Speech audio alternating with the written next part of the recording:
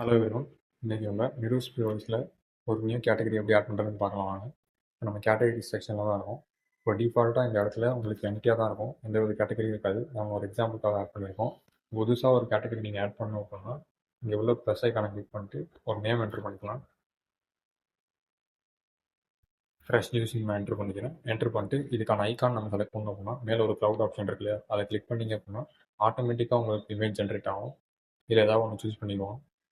அப்படி உங்கள்கிட்ட இமேஜ் இருந்தது அப்படின்னா அதை கூட நீங்கள் டிவைஸ்லேருந்து அப்லோட் பண்ணிக்கலாம். கீழே உள்ள ஐக்கானை கிளிக் பண்ணி இப்போது இதிலே ஆட் அனதர் அப்படிங்கிற பட்டன் கிளிக் பண்ணிங்க அப்படின்னா நீங்கள் புதுசாக ஒரு கேட்டகரி இங்கே ஆட் பண்ணிக்கலாம்.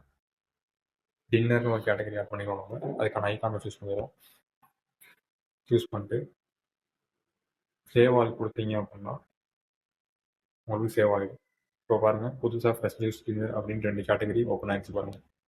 இன்கேஸ் ஃப்யூச்சரில் உங்களுக்கு ஒரு கேட்டகரி டெலிட் பண்ணணும் இல்லை தேவையில்லை அப்படின்னு நினச்சிங்க அப்படின்னா நீங்கள் அந்த கேட்டகரி கிளிக் பண்ணிக்கணும். கிளிக் பண்ணிவிட்டு டெலிட் கொடுத்தீங்க அப்படின்னா கன்ஃபார்ம் கிளிக்கும் டெலிட் பண்ணிக்கலாம்.